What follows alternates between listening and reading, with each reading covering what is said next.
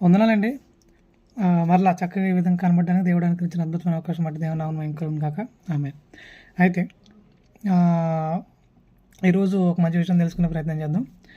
లోకాసు వార్త 22 అధ్యాయము 40 వచనం. ఆయన ఇంకా మాట్లాడుతుండగా ఇదిగో జనులు గుంపుగా వచ్చారు. 12 మందిలో యోధ అనబడినవాడు వారికంటే ముందుగా నడిచి యేసును ముద్దు పెట్టుకుంటూ ఆయన ఎద్దుకు రాగా, యేసు, యోధ, నువ్వు ముద్దు పెట్టుకుని మనిషి కుమారుని అప్పగించున్నావా అని మనతో అనగా అంటున్నాడు. అంటే ఒకటి ఇక్కడ విషయం మనకు అర్థమవుతుంది ఏంటిదంటే, యోధ అనగా యేసుక్రీస్తు శిష్యుల్లో ఒకడు. అయితే ఇప్పుడు యేసుక్రీస్తు శిష్యుల్లో ఒకడైన ఈ యోధ యేసుక్రీస్తుని ముద్దు పెట్టుకోవడానికి వచ్చాడంట. అంటే ముద్దు పెట్టుకుని ఆహ్వానం తెలియజేస్తున్నాడా, అప్పగించబోతున్నాడా అంటే అప్పగిస్తున్నాడు. అప్పగించడం ఏంటి? ముద్దు పెట్టుకుని అప్పగించడం ఏంటి అంటే మంచిగానే నటిస్తూ అప్పగించడం ఏంటి? ఈరోజు చాలామంది ఇలానే ఉన్నారు. చాలామంది మనతో మంచిగానే ఉంటున్నారు, మంచిగానే మాట్లాడుతున్నారు. కానీ వాళ్ళ లోపల ఏవో లోతైన కుట్ర సంబంధాన్ని ఆలోచనతో నింపడుతున్నారు. ఏమైంది ఎందుకు ఇదంతా అని అంటే, ఏమో వాళ్ళకి ఎక్కడో మనం నచ్చలేదు. సో ఇంకా అది లోపల పెట్టుకున్నారేమో, కడుపులో పెట్టుకున్నారేమో, టైం వచ్చినప్పుడు చూపిద్దాం అన్నట్టుగా వాళ్ళ ఆలోచన విధానం ఉంది. అయితే ఇప్పుడు యేసుక్రీస్తు వారు యోధాకి ఏమైనా అన్యాయం చేశాడా? లేదే, అన్యాయమే చేయలేదే. ఫస్ట్ నుంచి ఆయన చేసుకుంటూ వచ్చింది మేలే. మరి అలా మేలుకరమైన ఆలోచనతో నింపబడాల్సింది పోయి ఆయననే అప్పగించాలని ఆలోచనలోకి వచ్చాడంటే దాని అర్థం ఏంటి? ఆయనకి 30 వెంట్రుకలు ఇస్తానన్నారట. ఆ వెంట్రుకల కోసం సాక్షాత్ యేసుక్రీస్తు వారిని అప్పగించడానికి రెడీ అయిపోయాడు. ఈరోజు చాలామంది ఏవో ఆశిస్తున్నారు.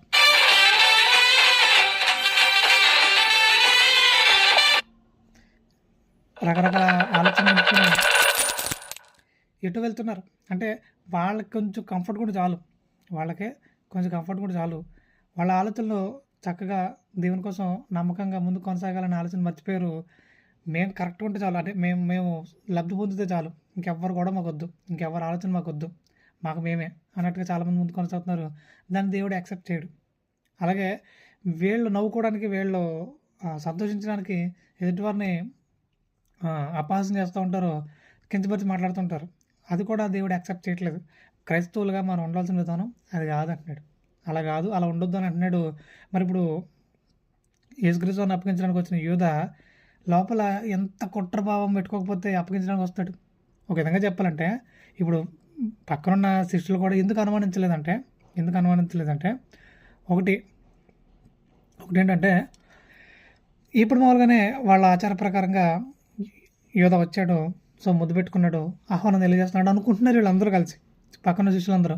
లేదంటే శిష్యులే అతను వ్యతిరేకించేవారేమో, బట్ వాళ్ళకి తెలియదుగా అప్పగించడానికి వచ్చాడన్న ఆలోచన వాళ్ళకి తెలియట్లేదు. సో ఆ కారణంగా మామూలుగానే ఉన్నారు వాళ్ళందరూ. కానీ ఈ విషయం అంతా తెలిసింది ఎవరికి? యేసుక్రీస్తు వారికి.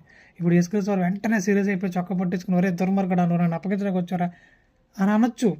బట్ అలా అనట్లే. ఎందుకు అనట్లేదు?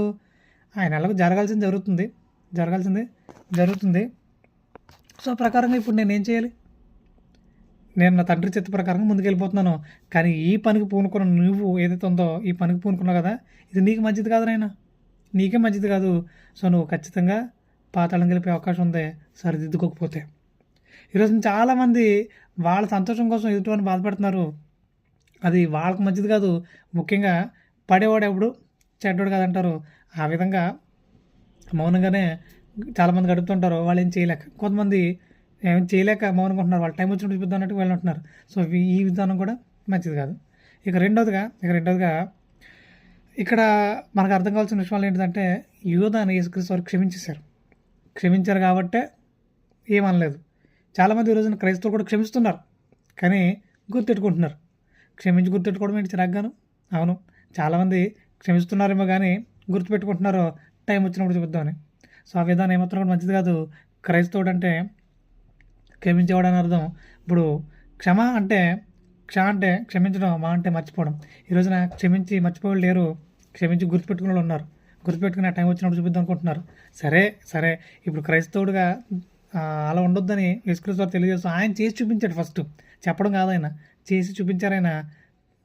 ఆయన క్షమించేశాడు, మర్చిపోయాడు, ఆయన ముందుకెళ్ళిపోతున్నాడు ఆయన పనులు. ఆయన యోధ మట్టుకి తర్వాత ఏం జరిగిందో మన అందరికీ తెలిసిన విషయం. ఎక్కడికి వెళ్ళిపోయాడు ఆయన? ఎలాంటి ఆలోచనతో నింపబడ్డాడు? తర్వాత పశ్చాత్తాపం వచ్చిందేమో కానీ ఏమాత్రం నిలబడలేదు ఆ పశ్చాత్తాపంతో. యేసుక్రీస్తు దగ్గర రాలేదు, ఊరు పెట్టుకుని చనిపోయాడు. సో అలాంటి దుస్థితులను వెళ్ళిపోకుండా మరింత ఖచ్చితంగా నింపడుతూ అనేకులకు ఆశీర్వాదకరంగా దీవెనకరంగా మారాలని, ముఖ్యంగా ప్రతి ఒక్కరిని క్షమిస్తూ, క్రైస్తవులుగా క్షమిస్తూ చక్కగా అందరిని ప్రేమించే వారికి మనం ఉండాలని మనస్ఫూర్తిగా కోరుకుంటున్నాను. అలాంటి వివేచన దేవుడు మనకు అనుగ్రహించాలని ప్రార్థన చేస్తా ఉన్నాను. ప్రార్థన చేద్దాం.